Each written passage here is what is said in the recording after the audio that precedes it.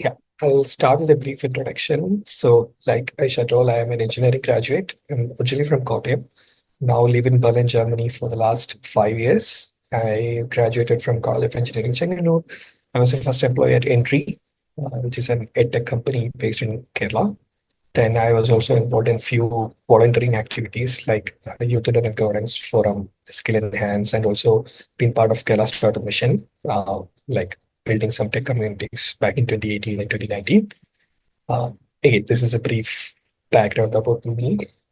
We can move on to the next. And for the last almost 4 years, I was the chief technology officer of a tech startup based in Berlin, Germany. Now, for the agenda today, I think maybe I'll just give you a quick introduction of why I am invited for this session. Since I was on the two sides of the table, right? Like when you apply for a job, you are a candidate. When you're hiring for a role, you are the recruiter, right? So I've been on both sides of the table. So as a candidate as well as a hiring manager, I think my perspective can help you curate better what works, what doesn't work, and I've also been actively involved in various professional organizations throughout my student career. I was an active IEEE volunteer and a computer society volunteer since last 10, 15 years. So I can also share some idea about like how to network, how to build your personal brand, things like that. Okay, so just to give you a brief idea about the agenda. So we'll start with why networking is important for you. And then second, we will go through what are the kind of networking opportunities that exist right now, whether it's in person, whether it's online, then how you go about building a personal brand. And then we go to what are the do's and don'ts in networking. And then towards the end, like Aisha mentioned, we will take some questions and then we can go specifically, uh, try to specifically answer your questions that you have. Yeah, let's move to the next slide. So as you all know, like there was a bit of slowdown that happened this year when it comes to hiring, right? So in 2024, when you come, so this is a recent report that LinkedIn have released. So they usually do this trends report like every year. So in 2024, even though the year over year hiring rates was stabilizing to a certain extent, it has not grown. That's important. It has not grown because if you see post-COVID, 2022 and 2023 was huge. Like it was a huge surge in hiring. A lot of companies were hiring heavily, and not just hiring locally, hiring globally. Like that's the important thing, right? Like companies in Germany and EU were trying to bring a lot of people into EU. You might already know your friends, your colleagues, or your yeah, you might already know people who have moved to Germany or EU for jobs, right? But in 2024, unfortunately, it has slowed down a little bit. So that's the reality right now. Moving on to the next slide, please.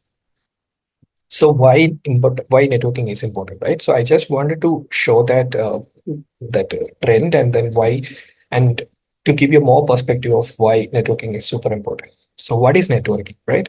So I'll give you a small example. Now, let's say when I was the CTO, when I want to start hiring for a position, the first and important thing I usually do is, okay, I know 3 or 6 months beforehand that I need this position, right? I know my team's resources, I know my budget. So I will decide, okay, I'll have to have a new backend engineer or a new front-end engineer in my team. So the first step I do personally, or my friends do personally, is we'll reach out to our immediate network, right? Like for example, people who I have worked before, like I have some WhatsApp groups of people who work in the industry. So I just say, hey, I am looking for this senior software engineer. Do you know any leads? Do you know anyone who is looking for a job? Right. So that's my personal thing. And it is the same with many people. So usually a hiring manager or a recruiter starts from their personal network first. Why this is important, right? If you are a startup or if you're a large corporate, all these organizations have cultures built in, right? Like there is a team culture that's already built in. Now, when you're bringing a new person into your team, you are actually influencing that culture, right? And as a hiring manager, as an engineering manager or a team lead, you don't want to disturb the harmony of that culture, right? You want to bring in someone who can very well gel with that culture, right? So for that, who do you trust more? Like your friends network or your personal network, right? So, for example, if I want to bring someone, then I will first ask, my closest friend or my friend who works in the industry, hey, I am looking to hire. Now, this friend also knows my culture, like how I work in a company, how I work in the ecosystem. So there is this trust system that's very much existential there, and this is huge in EU. This is huge in Germany. This I'm not talking about my personal experience in Germany, especially in EU, people value trust a lot, right? Like, for example, they don't even, I would say, they will put skills next. Skills is not the top priority. It's the relationship and the trust first, and skill comes next. Because skills are something you can train people on, right? So, if I, for example, I can bring someone whom I trust or whom I can trust, bring him, and then ask this person to go and do a certification or ask this person to do a project and learn the skill. Skills can be learned on the job, but trust is something it's very difficult to kind of move from one organization to another. So European work culture heavily value these relationships. So that is the major reason why networking is important. You need to know people, right? Like, you need to know people who are looking to hire more people. You need to know someone who is looking for someone who is looking for someone, right? So that's how these relationships work. That's how this referral works. Okay. Now, what with regards to, no, no, no, let's stay in that slide. Yeah, uh, the previous. Yeah. So there are various statistics also, right? Like, for example, not just about the hiring manager itself. Now, let's say you have a friend who is working in Zalando or HelloFresh or Delivery Hero or any other company in Germany or any other company in EU. There exists this referral program as well, right? Like, someone who works in a company can refer you. Now, the HR and the hiring people, they value these candidates heavily or more than the usual candidates who apply through a website. So, my suggestion to you all is, when you are applying to a company, and if you first thing that you should not check is, do I know someone who already works there? Right? Just check in your LinkedIn. Use your LinkedIn wisely. Go to LinkedIn, search for people who work in a company, and search if you have a first connection in that company or even a second connection, right? And then if the first connection is someone who you already know, send a personal message asking, hey, I found this new job that your company has posted. I feel like I am a fit for that opportunity. Would it be possible for you to refer for me, right? Something like that. If you already personally know that person, that's best. Now, if that person refers you to that opportunity, then you will definitely be higher rated on the hiring pipeline. This clearly works, and even for the candidate also, because then the candidate with for your friend also, because the friend can give you an insight about how this company is and how is their interview process. So that will make that interview process much smoother for you, right? You already know what is the interview process there. You already know what is the culture there. And then it's always a mutual fit, right? It's not like the company likes you. It's you also have to like the company. It's a conversation. So then you also will be able to evaluate that company, the interview process better if you know someone who already works. So just to summarize, the more people you know in the industry, the more people you know in a certain country, the better your chances are in getting a job landing easily. Okay. Now let's move on to the next. Now there are if you broadly divide the networking opportunities, there are mainly two, right? Like face-to-face opportunities, you mean in-person ones, and then the online ones. Let's start with the in-person or the face-to-face networking opportunities. Predominantly, there are a lot of career fairs and conferences that happen, right? And career fairs are useful to a certain extent, but it's heavily attended. It's a mass that's attending this event. So, right, it's very difficult to kind of stand out. I know some of you might have experience going to these career fairs, maybe 500 people, 600 people attending these fairs, and then you just put your CV. I know it's very difficult to stand out from the crowd there, right? But I would say use these opportunities to connect with people. Like, don't just send your CV and magically expect you to get a job from this career fair. Instead, use this opportunity to meet the recruiter in person. That is a very heavily advantage you are getting. You are getting a chance to meet the recruiter in person there and try to create an impression with that person, right? Don't just focus all your conversation about getting a job. Just make a connection with that person so that when you apply to that company later, he or she remembers you, right? Oh, this is that person which I spoke to. And then if that person remembers about the warmth you had that over that communication, then that person might consider your application positively. So don't focus or force yourself to use this career fair as a just an apply thing. Rather, make connections, make valuable connections there, and then focus on applying afterwards, right? So that's my suggestion for career fairs. And conferences are very much underrated, which I have to say, Europe is the happening place for tech conferences. I have to say this. In summer, if you say June, July, August, or even from May onwards, there's plenty of tech conferences that happens in Europe, especially the Central Europe, right? Like the Netherlands, Germany, Belgium, even Paris to a certain extent. I can name a few, like Python Germany, which is a heavily attended software engineering conference that's happening in Germany. Then EU Python also happens in Germany, which is an EU-wide conference for software engineers.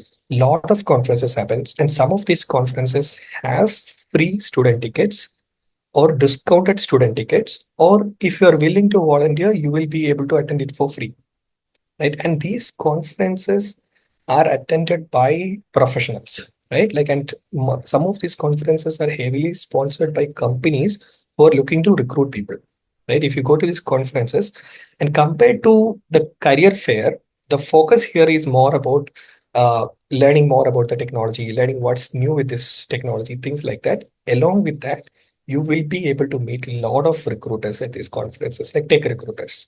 So, I have personally attended this conference and I can vouch for these opportunities. And I know from experience, people, students who have come to these conferences for volunteering, and then they have landed their first jobs, right? They meet the recruiters directly, personally. And over a period of 2 to 3 days, it's a 3 day or 2 day thing, you get to build a relationship with these people. And then when they may be hiring immediately, they may not be hiring immediately, but then you get to build this relationship. And then later, when they are looking for a person, you might be first one of the first few people who they might reach out to, right? Like, hey, I remember meeting you at by Germany. Are you still available for this job? We are recruiting for a intern, or we are recruiting for a software engineering junior position. Would you be interested in working for us? This happens a lot. So please use that wisely. And you are in Berlin. It allows you to travel to Netherlands easier, Paris easier. It's Central Europe, right? So even Prague also hosts a lot of tech conferences. Now moving on to student and professional associations. So like the Velicham Youth Student Forum, there are other forums as well, like IEEE. It's a forum which I was part of. It's for engineers, like any engineer, not just computer science. They have a lot of student groups in Germany and anywhere in Europe. Then Erasmus Student Network is there, ISEC is there. So you leverage these networks and be a part of any of these professional forum, like, or maybe one or two, right, if possible. And then use these forums to, yeah, network with people and get, yeah, basically get benefits out of it. Third one is local tech communities and meetups. This is also something which I've felt people are not utilizing it effectively. Because when I was a student back in Changanur in 2012, I was feeling like one of the reasons why I've started a lot of tech communities back in Cochin when I got an opportunity is because we never had these kind of opportunities. When I was studying in Changanur, we had to travel to Bangalore, we have to travel to Delhi. We mostly travel to Bangalore to attend events, right? But you folks are living in Munich, you folks are living in Berlin, you folks are living in Amsterdam. Lot of tech communities are already there, right? Google Developer Group, Microsoft User Group, Python Berlin, a lot of tech communities, and they do meetups every month, right? These meetups are small events, like 1 hour or no, not 1 hour, maybe 3 hour long. It will be hosted by some companies, and then they will talk about one or two topics, and they will also have a small sessions where the hiring happens, and you get to meet the tech experts here, right? You get to meet experts who are working on the technologies. And the best part about living in Berlin, I have run into many brilliant people. Like, for example, if you know Fast API, which is one of the best Python frameworks out there. Stefan, who is one of the core developers, lives in Berlin. He comes to these meetups every now and then. So you actually get to meet people who actually build the software that you are using. Right, that's also a huge opportunity for you, and so you need to leverage the fact that you are living in Europe. It's not. It's. I have been to a lot of tech communities, and I've never met enough students. I have to say this, right? Like, I have met students in our Christmas programs, Onam programs. I've met a lot of students, but when it comes to tech community meetups, I've never seen enough students. And the reason why these communities are also looking for students, because it's run by volunteers, right? No one is paying anyone to run these communities. Like EU Velicham Student Forum, I think all of you guys are volunteering for this organization, right? Similarly, this Pi Berlin, Google Developer Group, they are also run by volunteers. So they are always looking for students who can actually volunteer some time in running these communities. And that is the best way to get noticed. Like if you start volunteering for these communities as a student, then the other professionals who are volunteering along with you, they will mentor you. They will guide you. Hey, there is this job opportunity. You might be interested. Do you want to apply for that? They will definitely help you. This happens a lot. So I would and this for this you don't have to travel also. Like if you're already living in a larger city, there will be a lot of meetups. Now, how to find these meetups? Go to meetups.co, which is a website. Like go there, you search for choose your city wherever you are living in Europe, and search for tech groups. There'll be a lot of them, and join them online, and then they will show you when the next physical meetup is happening. Go there, try to attend, try to meet people, and then and this is an underrated tip, and I hope some of you will use it. Yeah, let's move on to the next. Now, what are the strategies that you should use, or how to effectively network in these in-person meetings, right? Although your primary focus might be employment, but when you are networking, don't just make the conversation all about job, right? Make it a conversation about knowing the other person, right? And I will give you an example. So one of the first professional working person I met in 2011 when I was still a student. So one of my senior told there is this meetup happening in Technopark Trivandrum. Let's go. And I went with. So I was a first year student. So three of us went, and like our college seniors was also there. And that person, Joe, he's still my mentor to date. Like it's been 14 years now. He was first person I ever met. He was working for a UST, as a tech company in Technopark. I met him, I talked to him, and he mentored throughout my student life. Now he's still my mentor, right? He's one of the CTO of a company back in San Francisco, US right now. So you build this enormous relationship with these people, right? And these people, some of them might turn uh, as your mentor. So don't make the first conversation all about getting that next job. Make that conversation about introducing yourself as a person and getting to know the other side as a person, right? And then make a small interaction, and make that interaction about genuinely, you should be genuinely curious to know about what is this other person, how is about, like for example, if you're meeting someone here, hey, where are you doing, how long you've been here? If he is a German, then you can ask about like where you're originally from. Do you live in Berlin? Are you originally from Berlin? Are you from other parts of Berlin? How do you spend your weekends? Like try to get a conversation around, and so that you build some sort of genuine connection with this person, right? Don't just make that conversation all about, hey, I am looking for a job. Can you help me find the next job? Right? That will not help. So this is where the professionalism or the professional in you matters the most, right? You should not be like a person who is like very desperate for a job. You should be like a professional who is confident about your skills and all about making connections and networks that will help you move the next step towards getting a job, right? I think there's a huge difference between both approaches.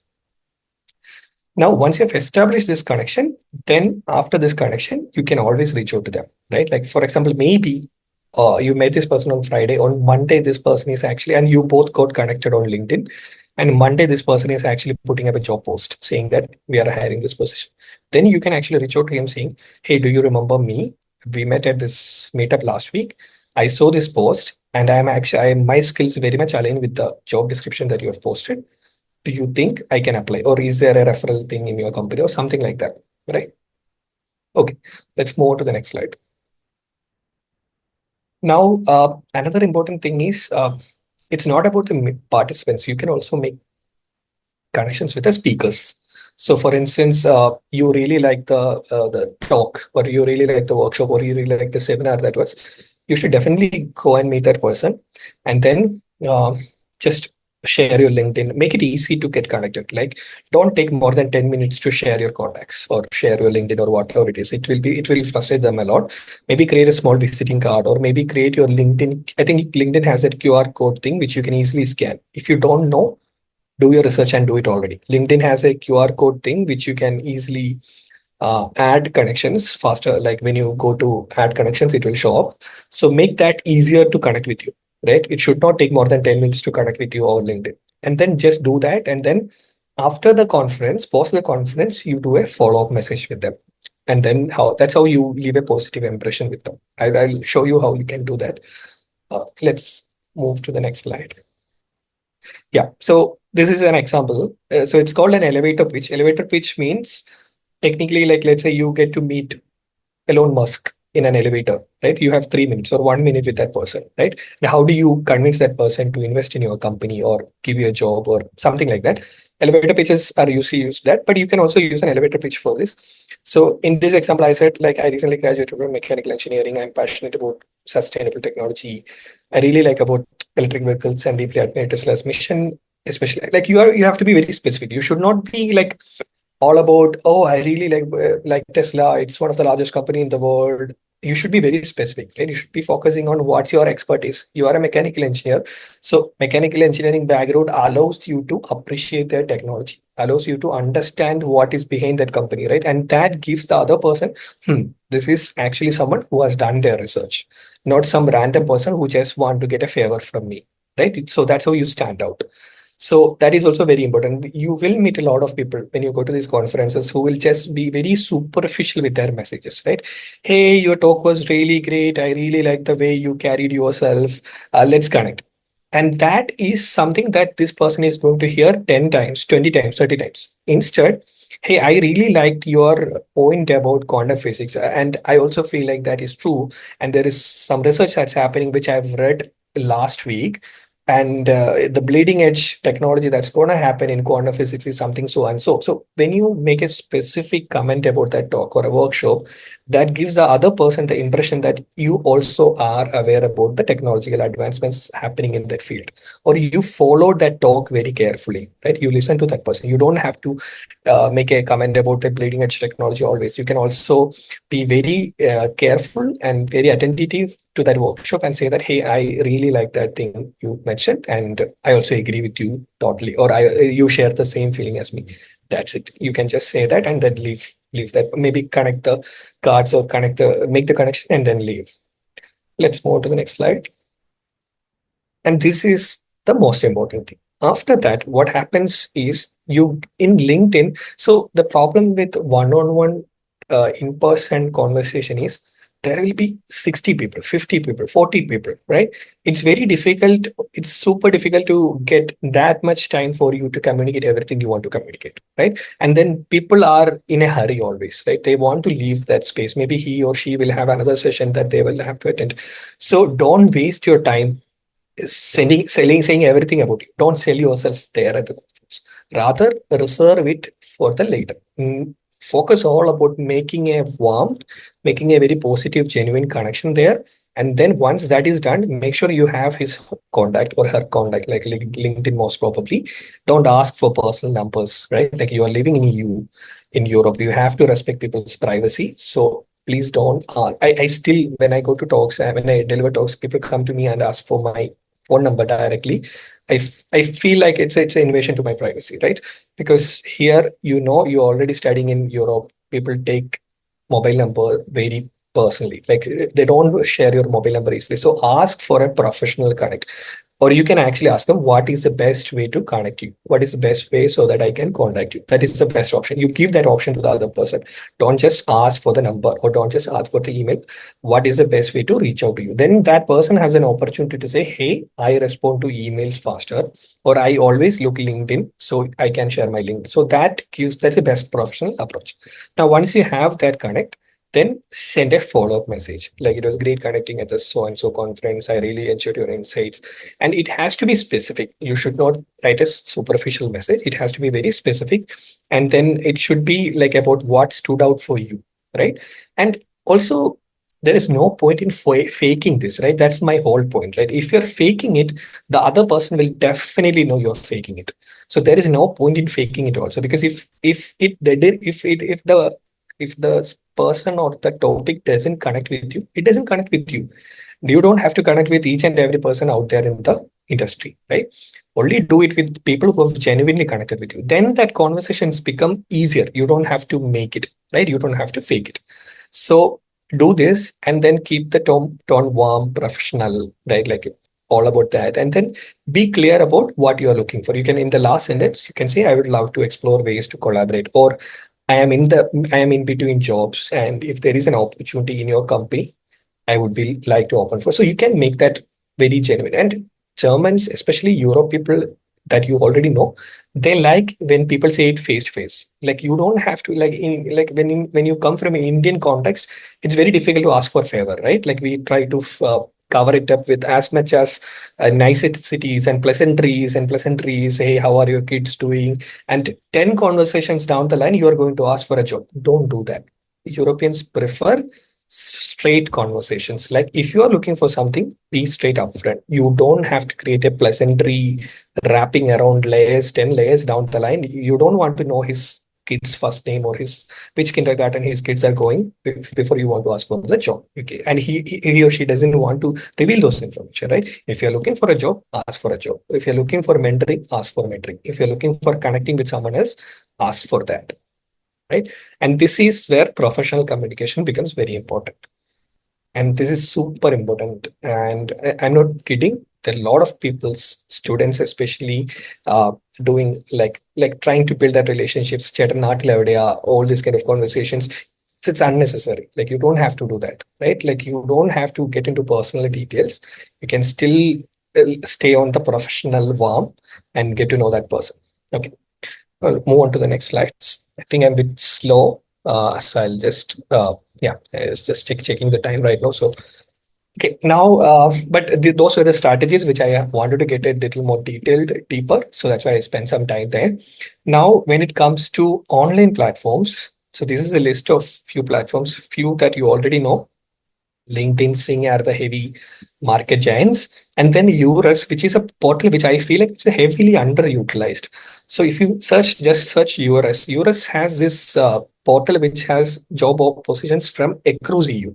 So you can filter with country, you can filter with skills, you can filter with industry sector, and then you will get to see the jobs that's available in the all this filter. Do utilize it. It's a heavily underutilized platform, which is what I feel. And the reason why EURES is important is because people actually the European companies are mandated to post the job descriptions in this website. They're supposed to do it. Like they have to do it. It's part of some regulations. So all the companies who follow that regulation have to apply, like put their job descriptions here. So do check it out. Again, Stepstone, Glassdoor, Indeed, that I won't get much detail into. You know some of this. Indeed and Glassdoor can also be used to see the reviews, like what did the ex-employee say about this company, what did the current employee say about the company, to get to know more about the person. So one thing which I want to clearly say here is, don't think job application or job interview process is not a one-way communication, right? It's not a one-way search. It's a two-way. What I mean by that is, it is not like it's not just okay, the companies have to like you, that you also have to like you, because I have to say this, uh, there are certain company cultures that is not aligned with your culture. Like let's say there is a company who is remote friendly or not remote friendly, and then you are a person who would like to work from home, and then when you joined the company, it was just 1 day at office, and then they immediately increased it to 3 day or 4 day, which makes your commute difficult. And maybe you are a family person, you have a family to take care, and you can't travel that often. So then immediately you are into a situation where 3 months down the line, 6 months down the line, you have to change the job. So when you join the company itself, when you are into the interview process itself, make it about understanding the company culture clearly. Make it about understanding and the companies also appreciate it, because it's much easier for us. I'll tell you, it'll take around 6 to 9 months for us to hire one person. Usually in Germany, it takes 6 to 9 months, starting from the first job position, which is published online, to hire a person takes around 6 to 9 months. And if some person leaves after joining, all this effort of 9 months is gone down the drain. That money that we spend, the time that we spend in hiring one person, if that person leaves before probation is completed, we have to repeat it again. So it's a costly affair for the company. It's a time wasting affair for us as a candidate. So why waste it? Use the interview process effectively to understand the company. So Glassdoor can be used to kind of read about the reviews, ratings, and stuff. Now, well found. Now, another thing which I personally feel like is startups are also a great way for you students or recent graduates to build the skills. Like there are two options, right? You can go for a brand, like you want to BMW or Volkswagen, you want to work for larger companies. But at the same time, if you start working for a small startup, the best part is you will be able to learn faster, right? You will be able to learn things faster. You will not be able to make large amounts of money, but you will be able to learn things faster. And also, it will help you to kind of understand deeper the tech expertise and all this, which will help you eventually in career. So once you have made the decision, you can use Well Found, which is a website which curates startup jobs. And then there are uh, yeah, I'll come to that. So then after so first one, two, three, four, five, six. The first six are mostly websites then itself. Like you can, like these are job portals where you can find job positions. Now Stack Overflow and Reddit. So Stack Overflow, as you know, it's a software engineer coding solution question and QA platform where you post questions and answer. So if you're actively so basically, you will get there are questions that's posted every now and then, and you can answer these questions if you know. So if you try to build an online reputation thing, you can actually, if you try to be active on Stack Overflow, there are companies who hire for people who actively answers in Stack Overflow. I'm not kidding here. So for instance, in Python, like I can, me as a company, we can create an account in Stack Overflow. We can search for like Python, and then we can see the experts like who are answering most number of questions in Stack Overflow this month from Berlin, from Germany. And then we reach out to them privately saying, hey, we are looking for this position. Are you in between jobs or are you looking for a new position in 3 months, 6 months time? So we do that a lot because we get very good developers from there. So Stack Overflow, if you're active there, that helps you in getting this. And you can also mention this in your CV. You have X amount of points in Stack Overflow in a certain domain. That heavily adds a lot of value. Reddit, if you're not using it already, it's actually a curation of a lot of subreddits. It's actually called the face of internet or the newspaper of internet, something like that.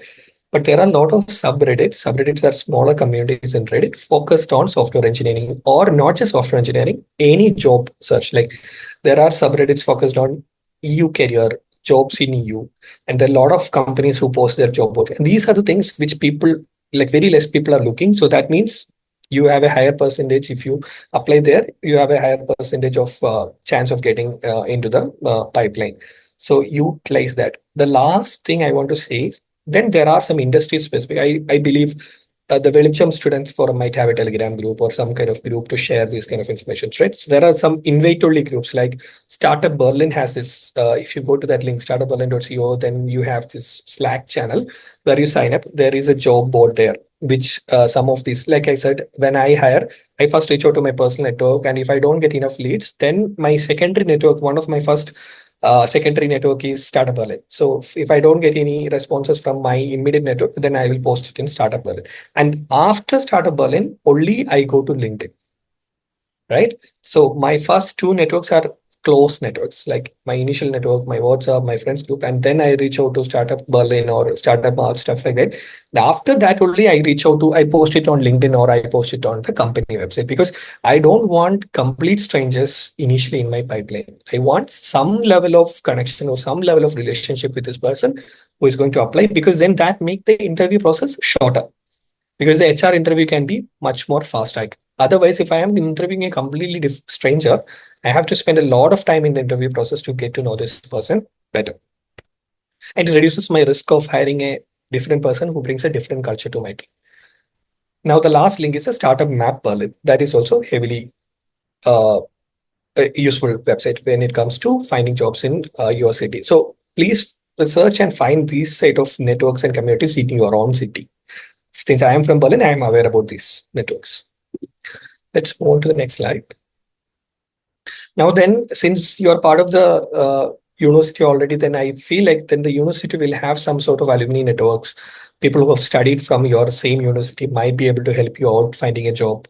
And then some career support group, career. I feel I have heard that some student unions in these universities have career mentoring groups. So utilize that. And also heard Erasmus Plus, they have a huge network of Erasmus Plus students groups like LinkedIn groups, Telegram groups, where they share these job opportunities, internships, stuff like that. So utilize that. Then industry-specific platforms like ResearchGate, GitHub, Behance, for very specific industries, like ResearchGate for academic collaborations, GitHub for software developers, and Behance and Dribble for designers.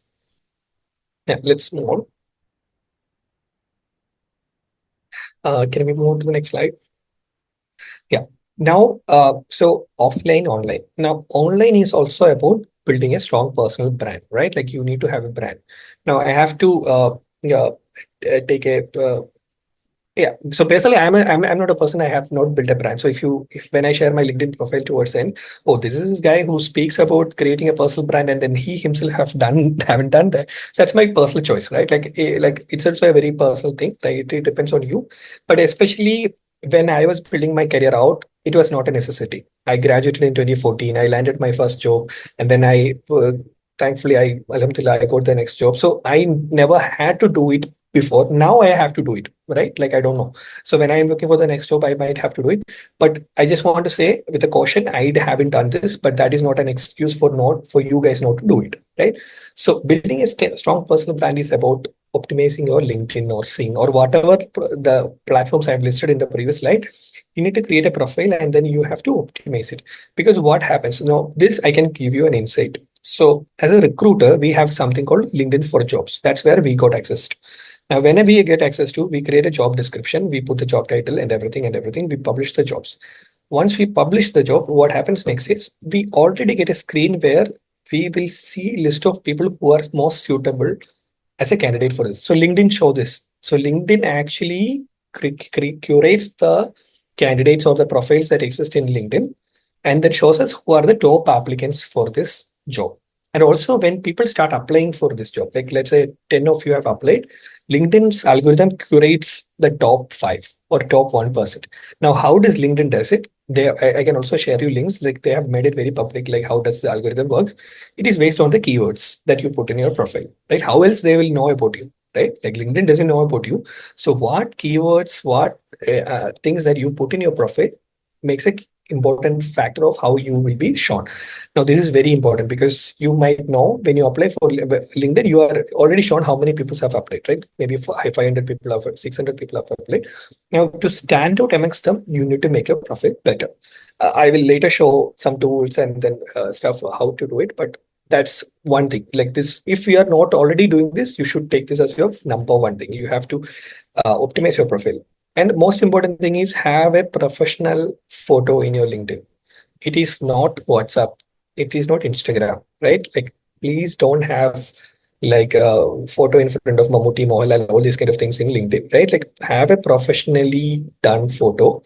Like, you will be able to do this generate with a lot of AI tools already, right? Like, I used to jog. So my father used to run a DTP and computer center back in Kottayam. So, yeah, like back in 2005, 2006, people used to come. So they used to have info, like, Photoshop, right? Like we used to have these photos where already the suit is there. Suit is already some different collection of suit photos are there. You will take a passport size photo, give it to us, scan your passport size photo, and my designer there, he will put the right suit into your neck and set it and create a passport size photo for you. Now that used to be 2005. Now you don't have to do any of this. There are a lot of AI tools where you just upload your photo or selfie that you take on your phone. They will create a professional headshot for you, right? So utilize that and it will definitely stand out. And also that cover image of LinkedIn. Make it something about your company or make it something about the career that you are building or the domain you are focusing so that when they come to your profile, it stands out. Don't make it very basic stuff. Then the second important thing is expertise. So I will delve a little more deeper into this. But if you have an option, if your industry or whatever domain that you're working allows you to showcase your portfolio through it a blog, through a GitHub, through a Behance profile, whatever it is, then do it because it gives us as the recruiter an option to see what you're capable of. Right. Otherwise, there is no way to know what you're capable of unless into the second round or the third round of the interview. But if in the first round, in the LinkedIn itself, you have some portfolio available, then that will allow us to fast track your interview process. I have personally done this. When I get candidates application, I go to LinkedIn and see that their coding is very good.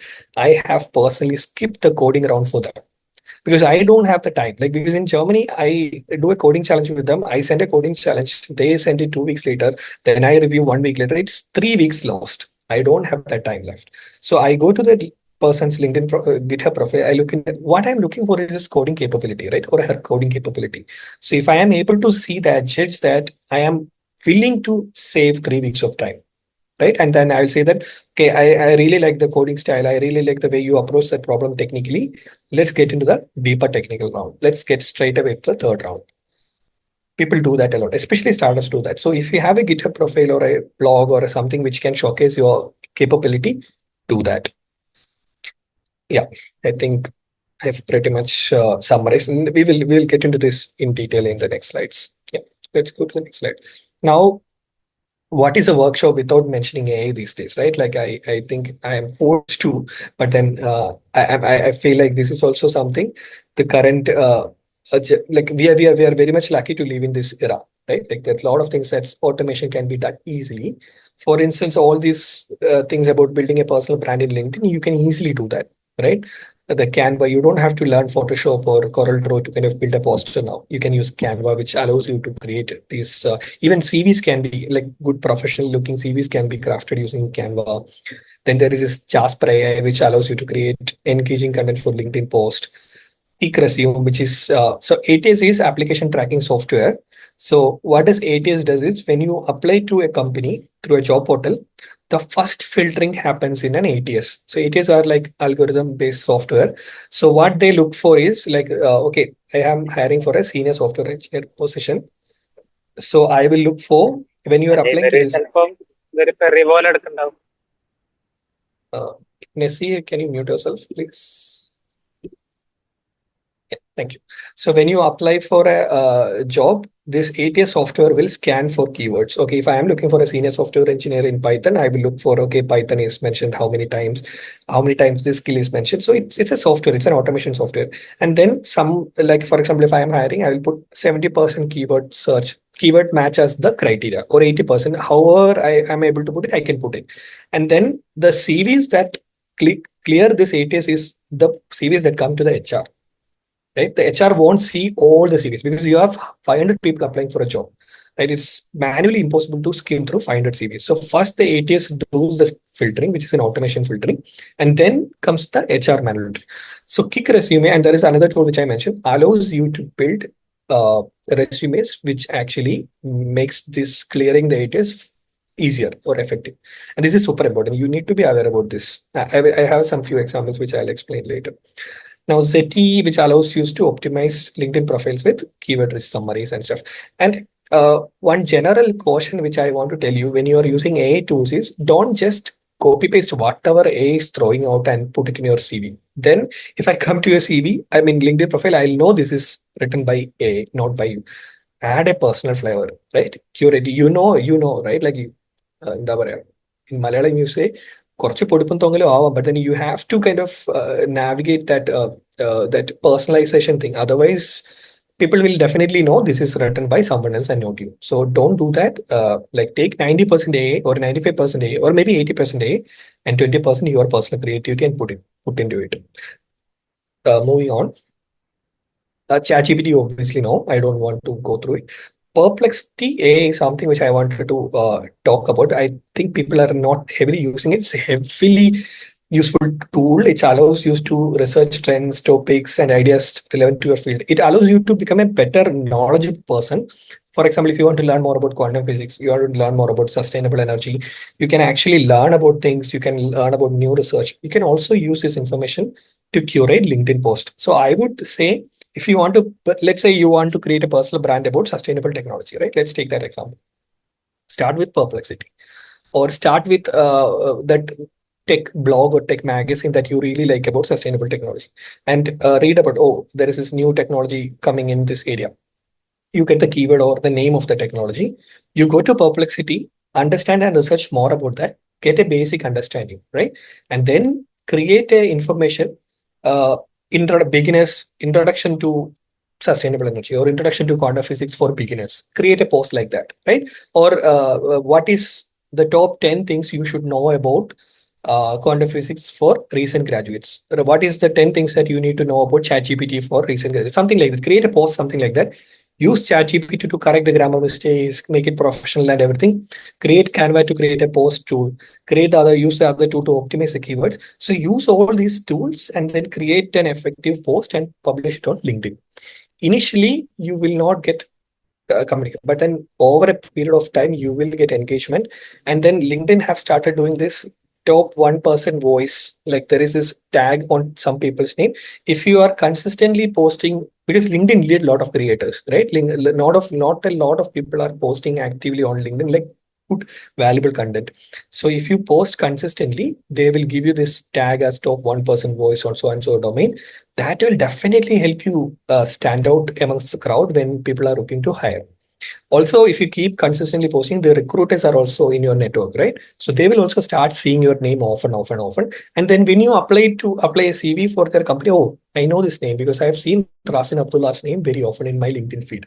So this might be that person who are actually actively posting about this content. So he is actually good. So those memory, like people have very short thing, right? So when you keep on posting quality content, people will definitely remember you, and only the quality content gets broadcasted. If your content quality is bad, the LinkedIn will not promote you, right? If people are, let's say, when the moment you posted the article, in the first 10 minutes or 50 minutes, how many people react to the content is a very huge factor of how the LinkedIn promotes your content. So in the first 1 hour, you are getting 3 likes, the LinkedIn is not going to promote you. Then that is a feedback for you to improve the content. Oh, my content is not good enough. I need to research better. I need to do something else. So leveraging all these tech tools, AI tools, you can actually create a better personal brand. Make it about that domain or industry that you want to focus on or where you want to find a job on. And this is not waste, right? Whatever you're doing is actually increasing your knowledge. You are making a better person in terms of skill wise. And this also helps you to make career decisions. For example, you're a mechanical engineer, you want to get deeper into certain area domain, right? Like automobiles or EV or whatever it is.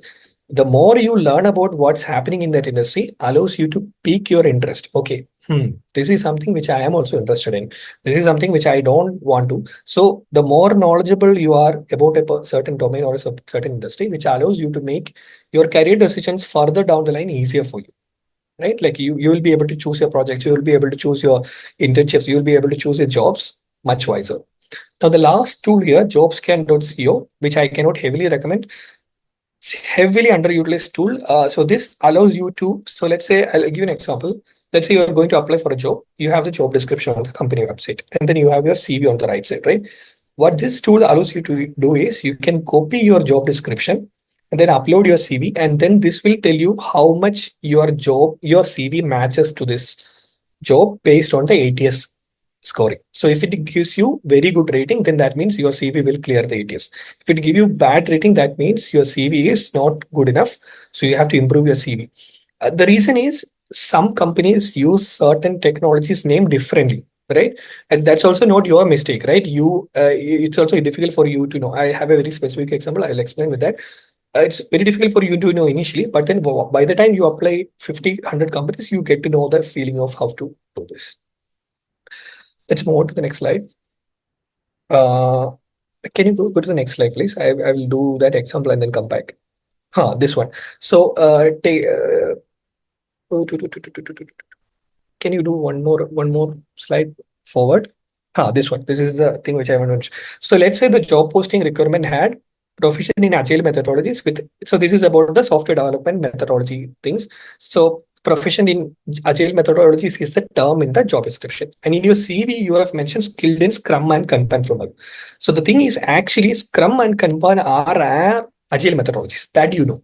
But in your CV, you put the keywords as Scrum and Kanban. Now, when the ATS actually filters you, ATS is actually looking for agile methodologies, which is not found in your CV, which means you will be rejected for this job. You get what I mean?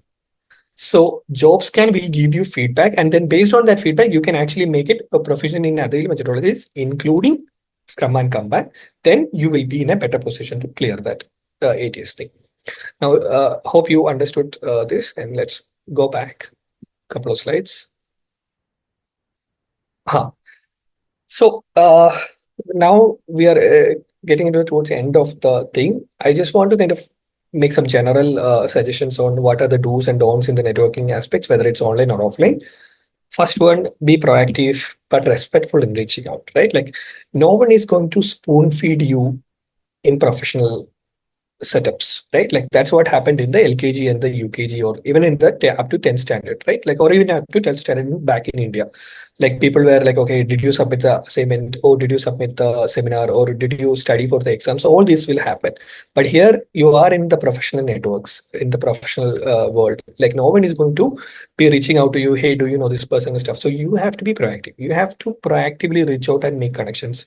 If you stay at your dorm or hostel and you don't go out and meet people, or don't do anything, then nothing will happen to you. Like no one is going to come magically knock your door and then give that magical job to you, right? You have to be proactive and step out of the door of your dorm hostel, network with people, make connections, and then only you will be able to land that job that you're looking for.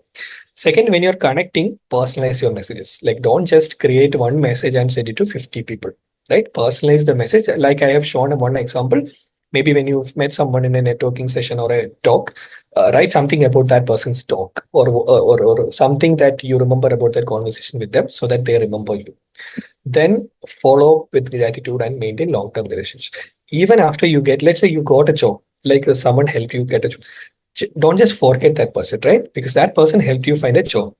Try to maintain a long-term relationship. I'm not saying you should invite this person for your next birthday or next Christmas celebration or anything, but a professional relationship, right? Like maintain. Maybe when that person changes the job, or maybe when that person puts a very personal update on LinkedIn, write a personal message saying, "Hey, congrats on becoming a parent," or "Congrats on moving on to a new job," or it's a very good thing, especially in the Europe. Since you are in Europe, it's a very nice thing to send a year-end holiday greetings. Like before Christmas and before New Year, you can say happy holidays and happy New Year. That's a very professional thing to do. It's nothing personal. You can say happy holidays and happy New Year. Hope you have a great year. So these kind of things you can do and maintain that relationship, right?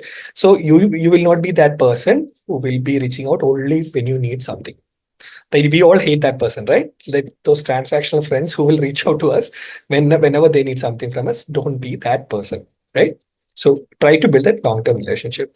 So avoid being transactionals. Yeah, basically use formal language, right? Like even if you have become a very close friend in LinkedIn and all these platforms, try to use formal language. And one thing which I personally hate is don't just write hello and then wait for other person to reply back by saying hi or hello. I will explain why. Some students will find it very interesting this way. This is something which I've got a lot of from students. So these are professionals, right? This might be an engineering manager, some HR recruiter. They don't have to have the time to reply to all the hi and hello they are getting. This is not Tinder. Guys, understand, this is not Tinder or any dating platform. This is your need, right? Your professional thing.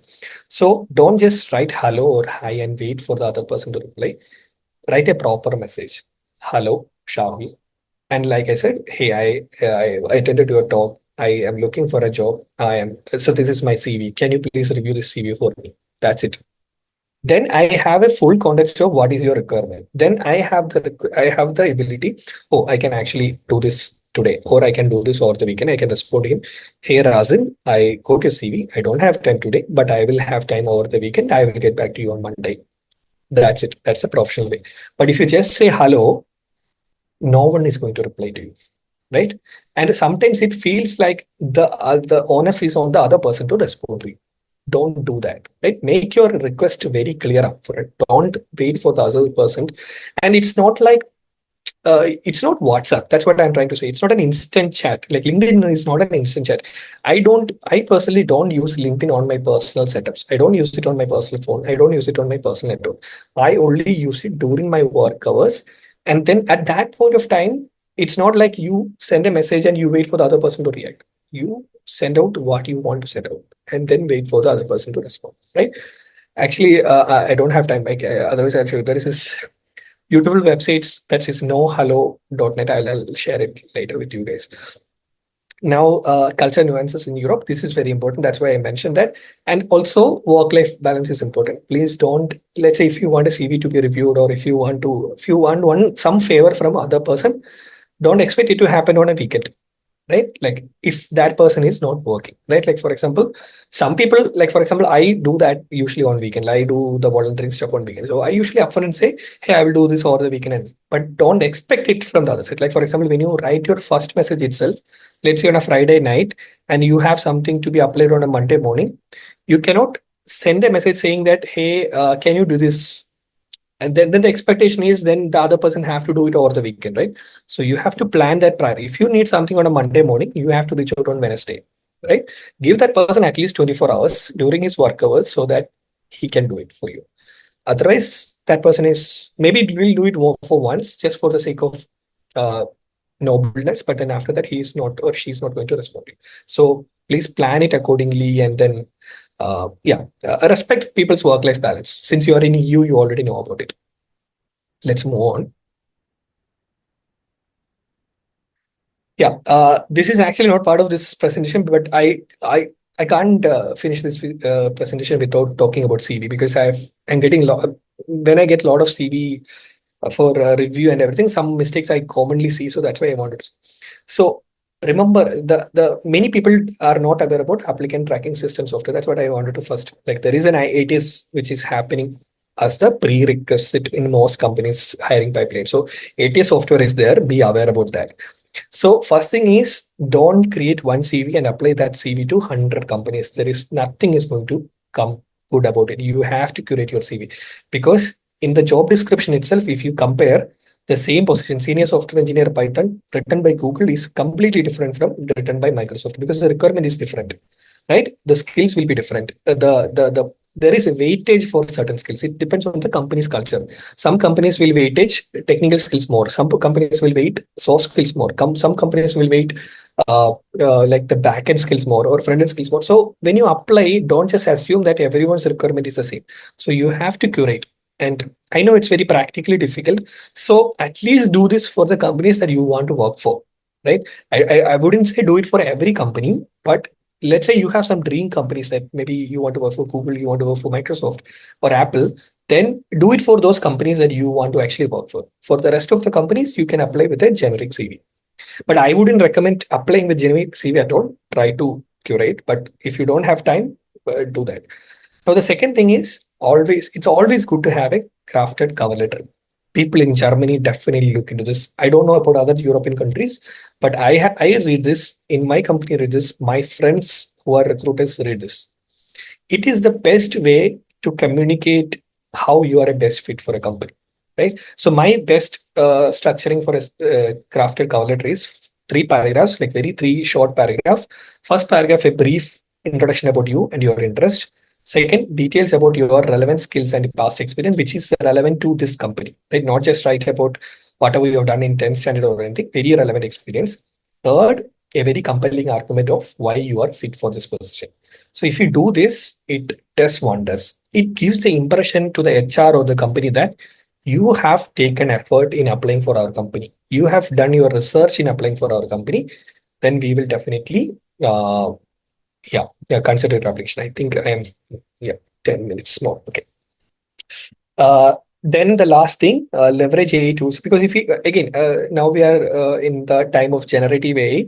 If you want to curate it for multiple companies, you don't have to do manually. You can, again, like I said before, you can do it automatically with ChatGPT, with Perplexity and all these tools. But still add the personalization and add a unique and authentic touch. Just don't just copy paste whatever the ChatGPT or OpenAI is generating. Make some changes so that it feels consistent and authentic. Okay, moving on. This I have already cleared. Yeah. Now, this is something which I always hear from students, like the chicken and egg problem, right? Uh, no job without experience, no experience without job. Especially when you're a fresher, you face this a lot. Now, for students who feel like this, my advice is, if your industry or if your domain that you are working allows you to create hobby projects and showcase in your CV, do that. Like, for example, if you're a software engineering graduate and you want to showcase your engineering skills, you can create a simple create, read, update, delete CRUD application in Python and add it to your CV. So this allows you that it for me as a recruiter, it allows me to see your coding skills and judge your coding skills based on that, and it allows me to make a decision. And it also gives me an impression that this person is actually taking effort in applying for my company. And then also there are if your industry, or if you're like for a civil engineer or something, or a mechanical engineer, if it's very difficult for you to create a hobby project, you can do some online courses or MOOCs which is relevant to your industry, and then complete this, and then add this certification to your CV. And that also gives me an impression that okay, this person is actually genuinely interested in working for my company, and he's doing all these efforts. Because these are the things you can do sometimes even for free, right? Some of these online courses are free, some you might have to pay for certificate and all, but these are something you can already do without having to actually working in a company. Let's move on.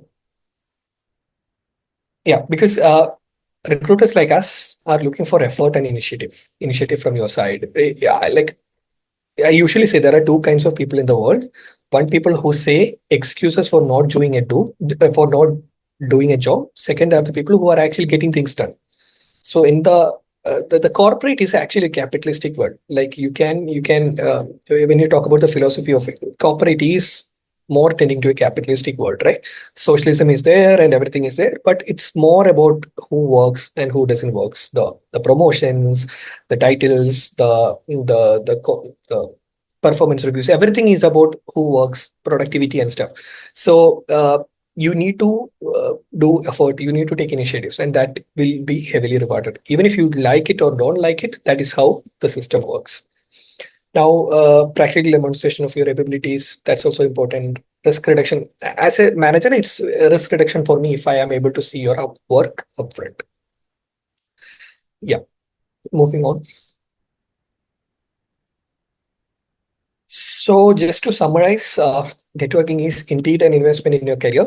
Whether you are early in your career, midway in your career, you can start. You don't have to regret, okay, I should have done this 10 years before. If you have not done it before, it's fine. You can start it today. Start small and stay consistent. Consistent is the key. You post in LinkedIn for 1 month and then you ignore it, nothing is going to happen. You have to be consistently active and consistently do the thing. Uh, Leverage both online and offline platforms effectively. At the end of the day, just think these are the relationships you are building for life.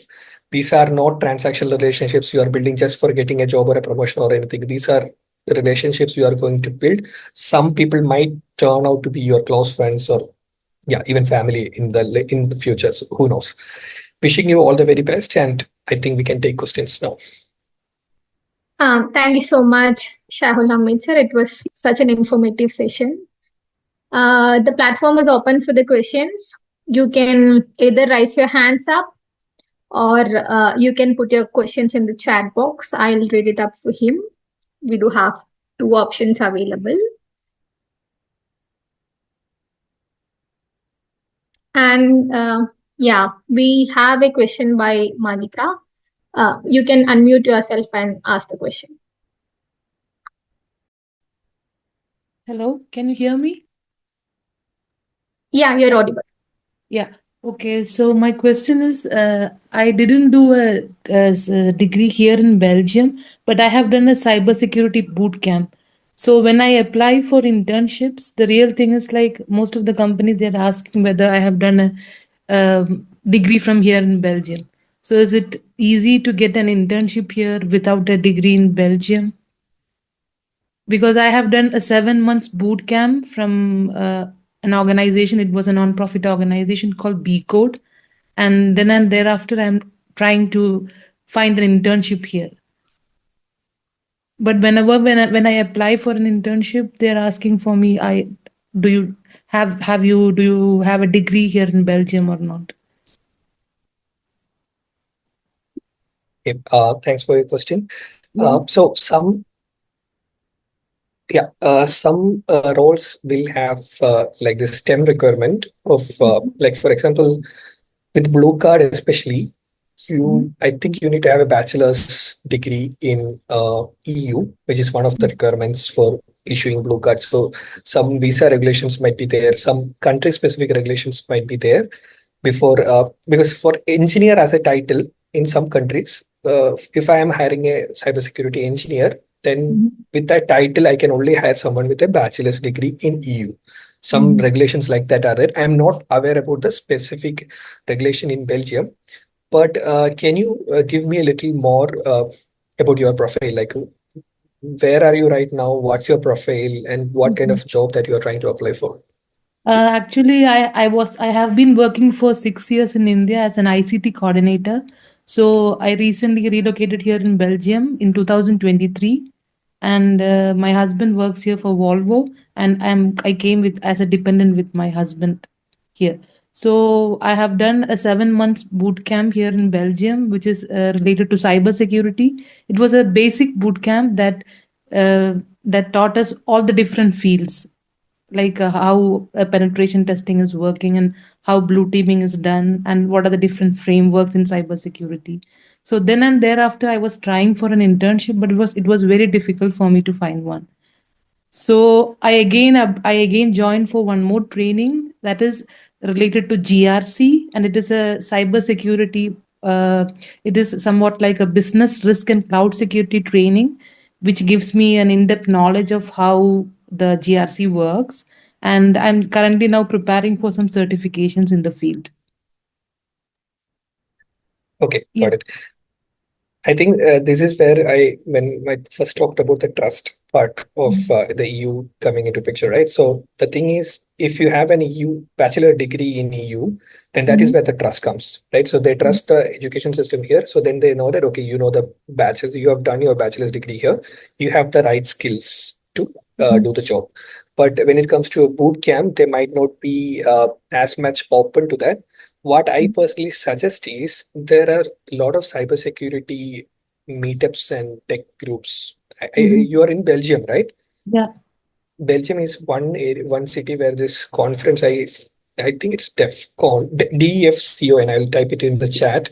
So Okay. DEFCON is actually an international conference. I think it happens everywhere mostly. So you can look for these communities and Mhm. try to go to their meetups, right? Try to go Okay. to their meetups physically. And Mhm. then the idea is that you build relationships with recruiters, right? You Mhm. build that trust, right? Now they are looking at right now when you're applying for a job, all they can see is your CV, right? Mhm. So try to either you if you're not open to the idea of okay going to physical meetups physically and meeting people, then try to create a LinkedIn online personal brand about this cybersecurity field, right? What are the Okay. new things that's happening in the cybersecurity? Try to create a LinkedIn profile uh, Mhm. and try to post more articles, create your own content in this area, and then try to, and as a beginner itself, like you are not an industry expert, so it's completely expected from you to create content for beginners. Then Mhm. that will create a sort of trust or a sort of a in recruiters saying that okay, this person knows something or this person is actually willing to put time in understanding more about this more, and maybe Mhm. we should give this person a chance. So it's about that one company deciding to give a chance for you, right? So either you can build that trust over online by creating a personal brand, or you can go to these meetups or conferences and by talking to people and then basically giving you a chance to perform. And you can always tell them, you just need a 6 months internship or a 3 months internship. I Mhm. will try to bring into the table my skills. And if you feel like I am not a fit, I can leave in 3 months. Even you can ask for a non-paid internship also if that's all available. If it's difficult to get a paid internship, so I think you can try these strategies and then see if basically get one foot in the door in a company, and then from there you can actually build a Yeah. long, strong career. Yeah. Okay. Thank you for the suggestion.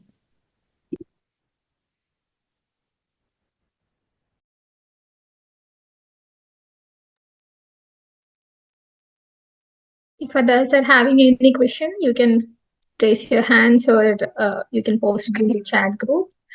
Mubashir had asked about if you could share the slides and is there any WhatsApp, Telegram groups related to the Velicham? I think the Velicham Bureau have replied to you in the chat box itself. So if you could look into that. That would be great. And received another question from Nasir. How can I develop better communication or negotiation skills through networking?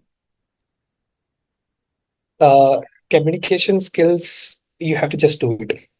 Usually we joke, you cannot learn that by, like we used to have these courses back in India where you can do it by postal. So yeah, you have to just do it. You have to start slow, start small. I think these initiatives like Velicham is doing, like try to volunteer for these organizations and try to be like, now Aisha is introducing and Aisha is doing the moderation, right? Massive. Next time when Velicham is doing an event, you ask for that opportunity to be the speaker, to be the coordinator, right? Like then you get the opportunity to build the communication skills, right? And when it comes to negotiation skills also, uh, yeah, there are uh, famous books actually. I forgot the name right now. I can send it to the organizers. They will send it in the group. There are some books on this topic, like negotiation skills. But the communication skills, the only way is you have to do it. You have to start small and then show up in these physical meetups in your network, in your city, like wherever you are living in Berlin or you're living in Munich or wherever, which city you are in. Go to these meetups, start talking in English, start talking confidently with people. They don't mind your mistakes because Germans, their first language is not English, right? Their first language is German. So it's completely fine. They don't judge you. And then slowly you build that confidence, and then it gets better. You have to do it. That's the only way. There is no other way to do it. Yeah. And we have two questions. Before going into Shoaib and Asif, there is a question in the chat box.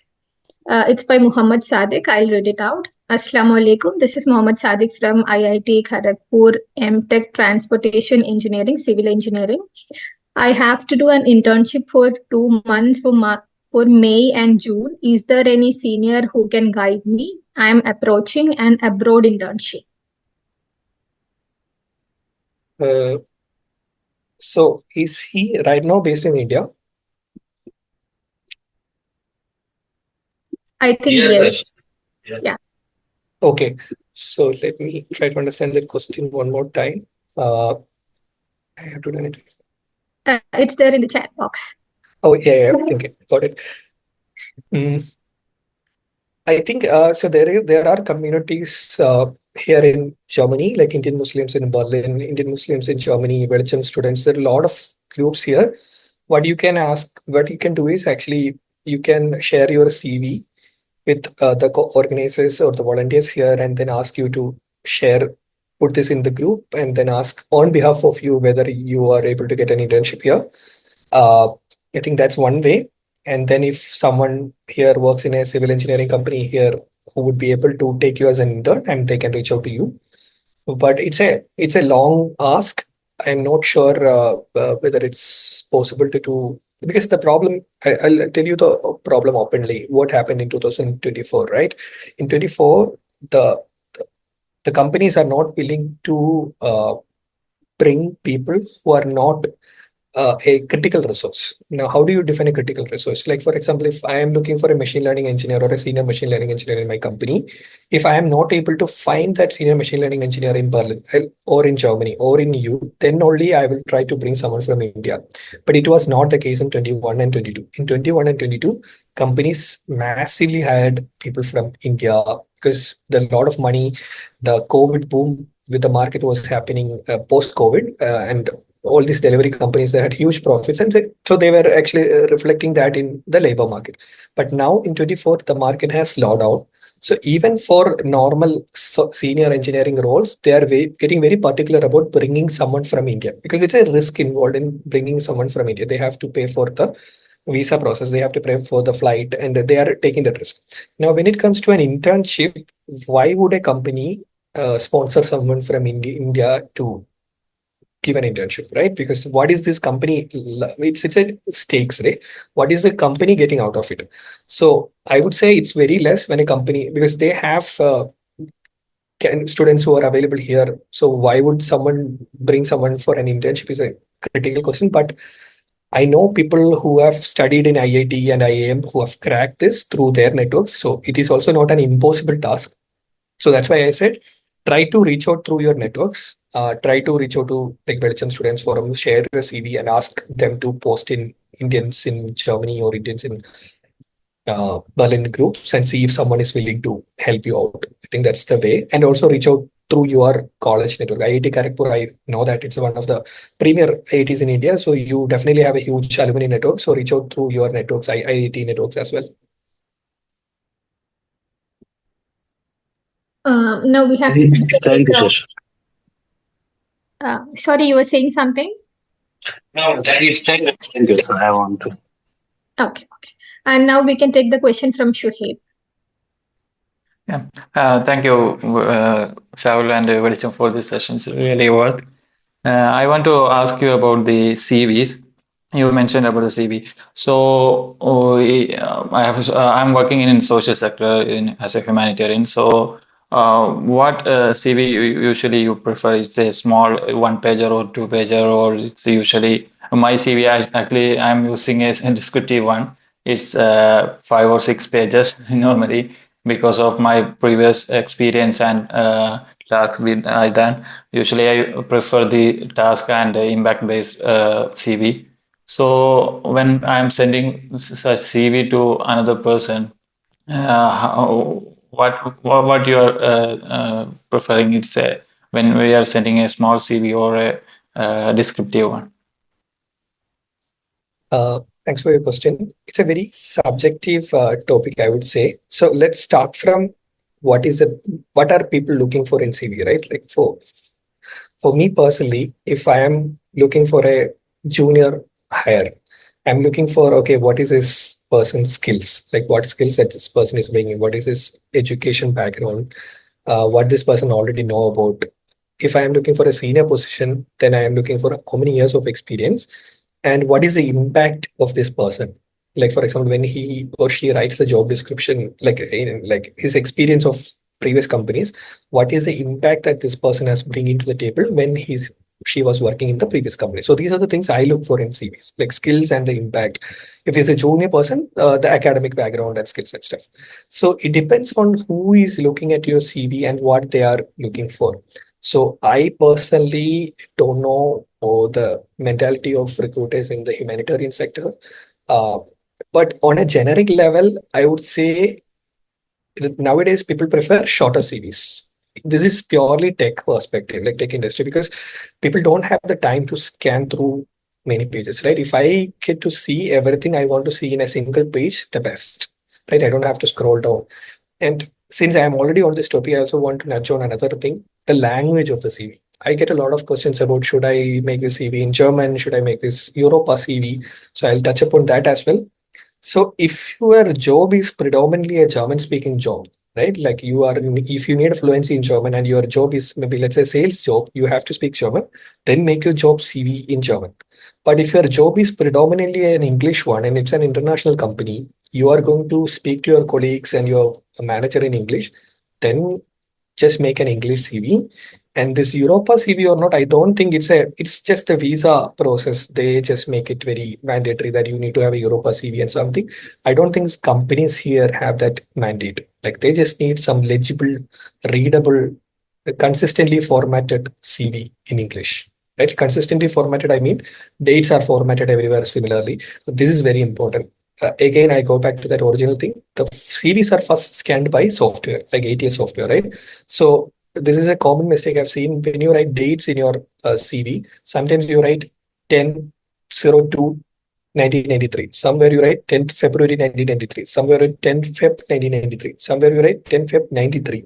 So if you are making dates inconsistent in your CV, the ATS software which scans your CV, it just loses it. It doesn't able to pass your CV properly, and it will be representing dates differently.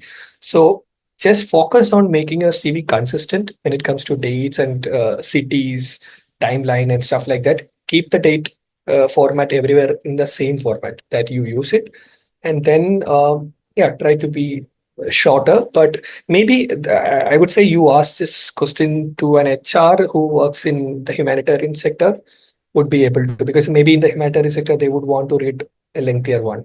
I don't know. So maybe Sorry that to person would be the interrupt. right person. I have a doubt in the CV. Is it a good idea to give a photograph in the CV? Uh, Sorry, Malika. First, let's clarify Shoaib's Yeah, thing, and then I will come to okay. you. Yeah, yeah, yeah. Okay. Sh Sorry, Shoaib, did that answer your question? Yes, yes, yes. I got it. Thank you. Thank you. Now, Malika. Sorry, what was your question? My question was, is it a good idea to add our photograph in the CV? I think it depends on your personal thing. Anyway, if you have an online LinkedIn profile, your photo will be there. So Mm-hmm. I think it's yeah, I don't see a problem there. At least in Germany, they're very professional about it, and they are uh, very serious about GDPR and stuff. So in my company, we used to delete the CVs in 30 days after the hiring process was done. So I Mm-hmm. think consistently, even EU companies follow that. So I don't think anyone is going to misuse your photo or anything. So should be fine. Yeah. Okay. Yeah, thank you. Just Yeah. adding on to the CV related queries. Earlier, we had a workshop on building a resume. I think its link is posted in the chat box. You can refer to that as well. And now we can take a question from Asif.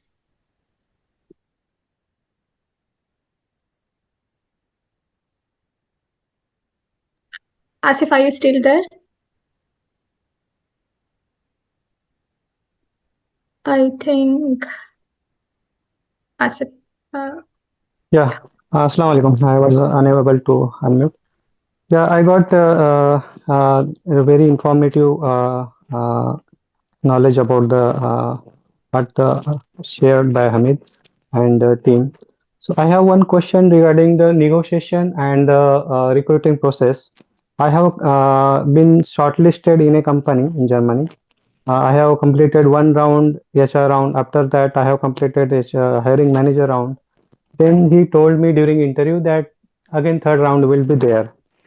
So how long it takes? Like already 1 month passed by the one round. And how to do the negotiation? Because earlier I was in India. Currently I was in study visa. Even though I applied for the full-time job. So manager told that it is possible by converting the visa. We can convert directly working visa. And parallel I can complete the my studies also. I have the question regarding negotiation. Which base can we take for the figure?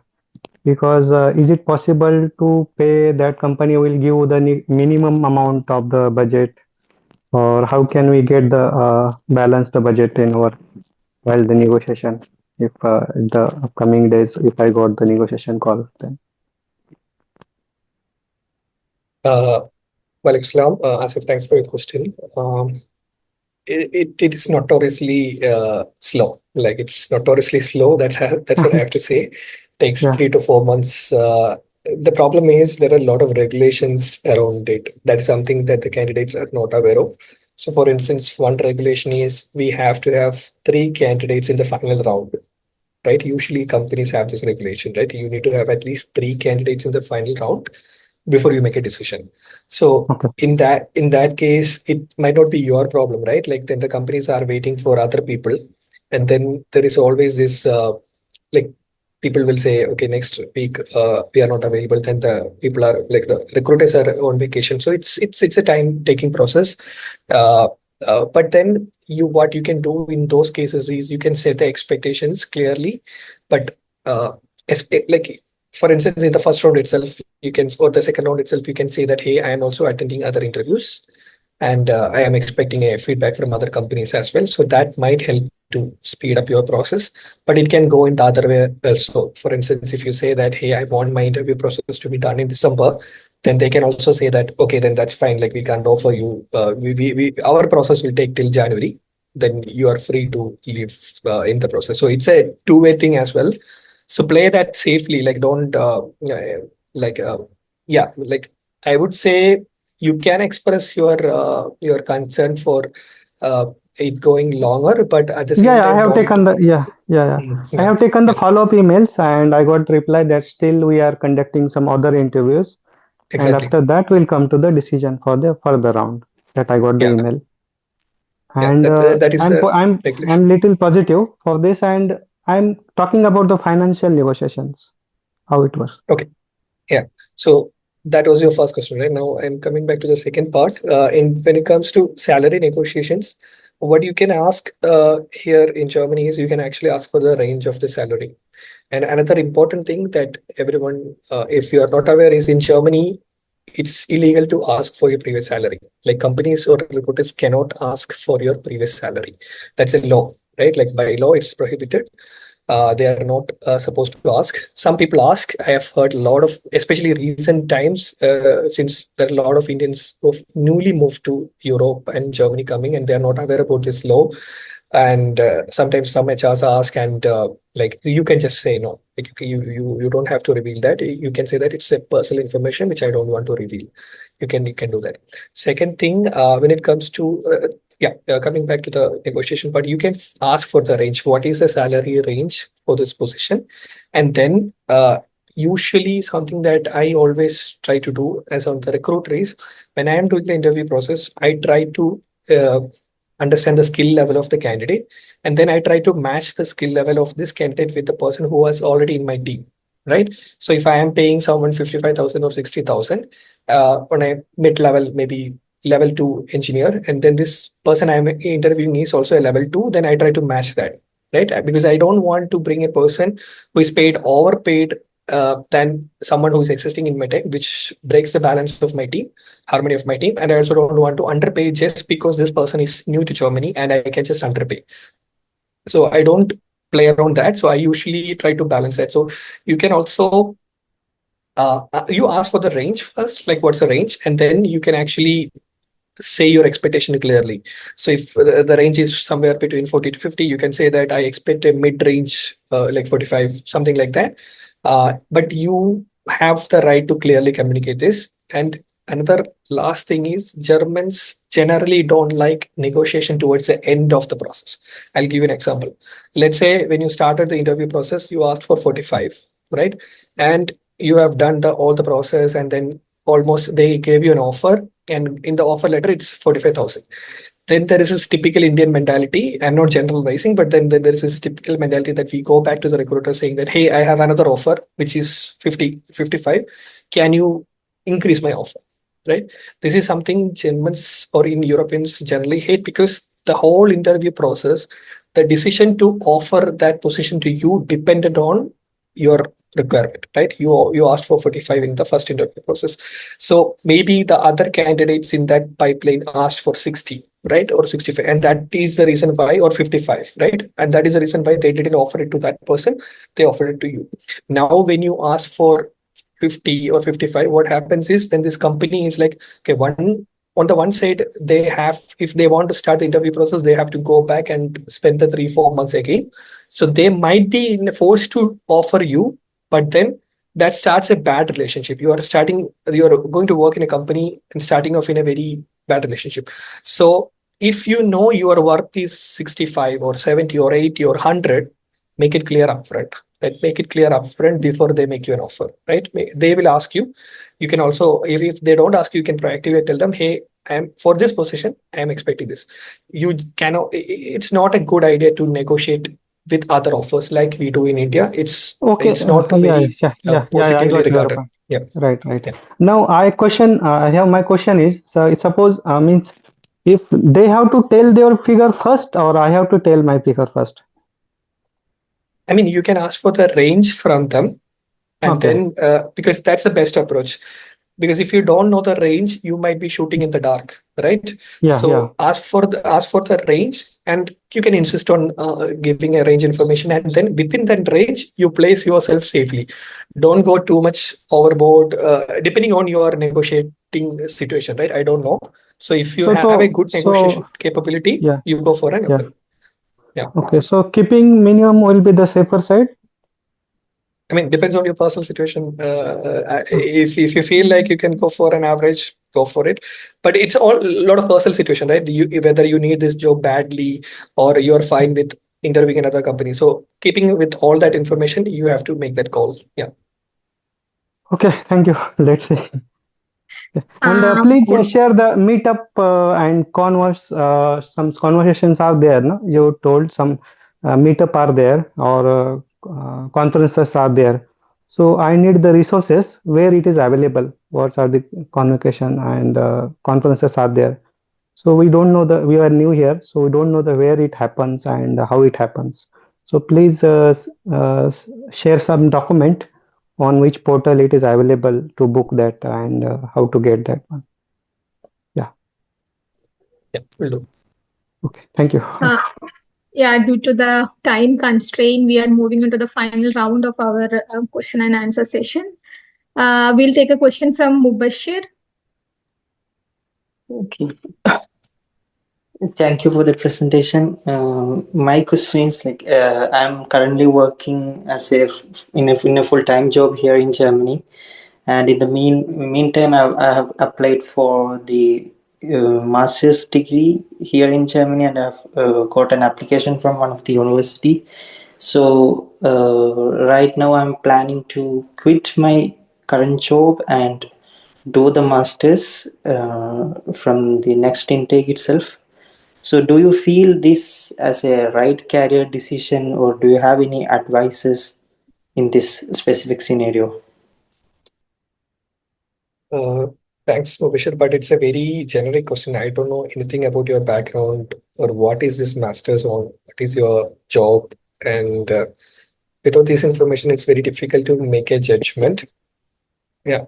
I don't specifically mean like you have to give a response based on uh, my requirements, but specifically or generally, if you think uh, does a master degree get some weightage in the recruitment process, or like is this a good idea to stop the career in between and go to the university or go back to the school?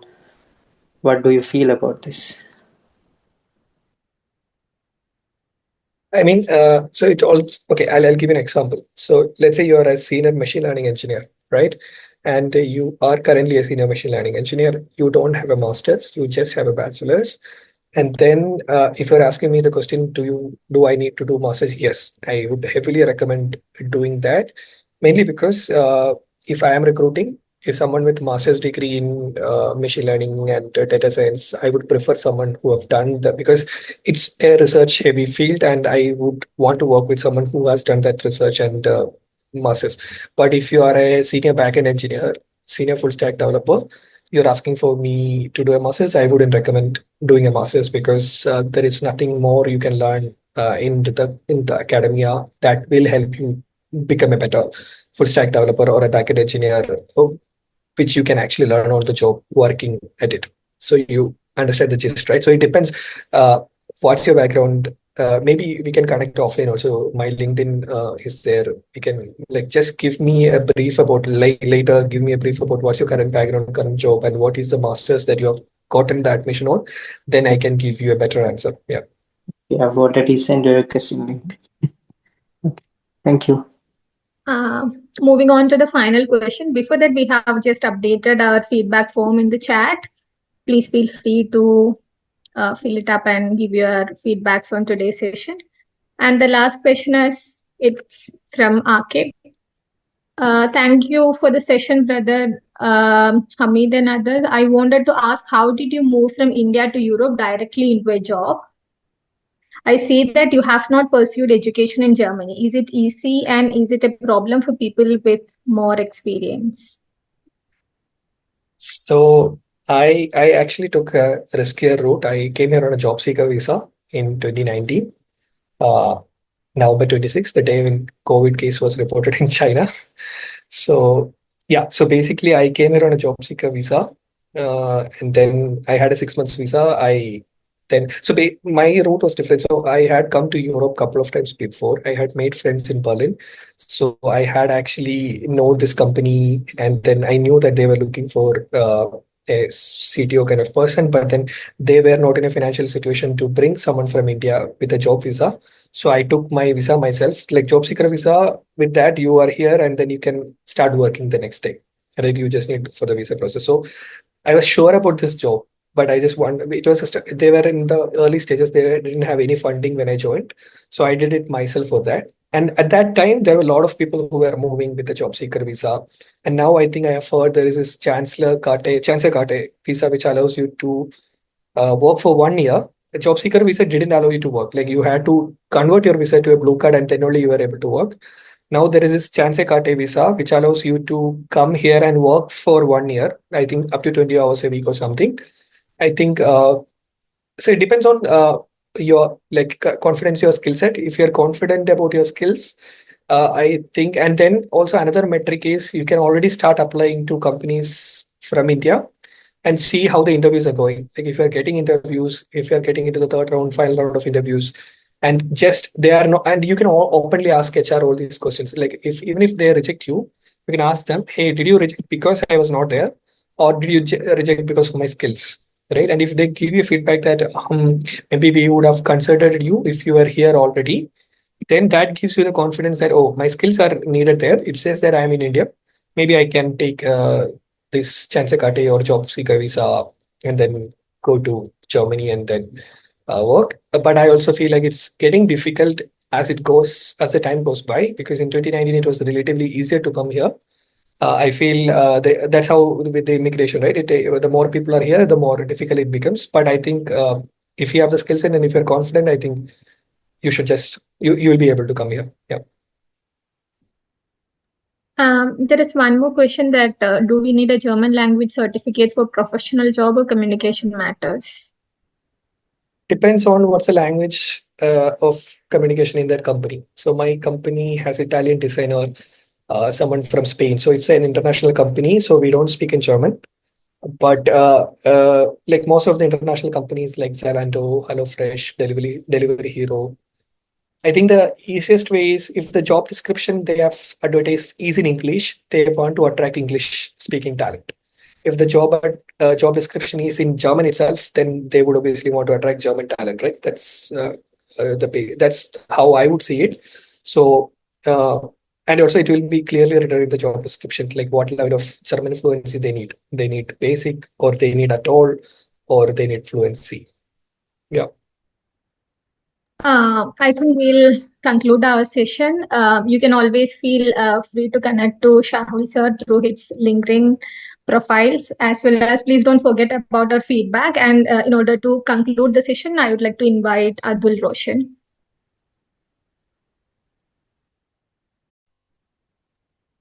Assalamu alaikum. It is my honor to deliver the vote of thanks for today's very insightful workshop on career networking and platforms. First and foremost, I would like to extend our heartfelt gratitude to our esteemed chief guest, Mr. Shahul Hameed sir, for his invaluable time and expertise. Your discussion on the need for networking and where and how to do it, how to take advantage of the job fairs, conferences, the various social media platforms, how to connect with people, how to build a relationship with them, and and the need to build an impactful personal brand and tailoring the CVs, everything, all the tools you have provided us with a very actionable strategies and also inspired us to take charge of our career journeys. I would also like to thank all the students who has joined us today. Your active participation through and the thoughtful questions raised in the Q&A session and the eagerness everyone has showed here has truly enriched this session and made it a success. And I encourage all of you to continue engaging with the events and initiatives of Velicham-Strive. Together, we can create a supportive network that helps and empowers us to achieve our goals and aspirations. So as we conclude, I thank Allah subhanahu wa ta'ala for giving us the opportunity to come together and benefit from this session. May He accept this program as a good deed and grant us His blessings. Thank you all once again, and we look forward to your participation in future events. Jazakallah khair and assalamu alaikum wa rahmatullahi wa barakatuh.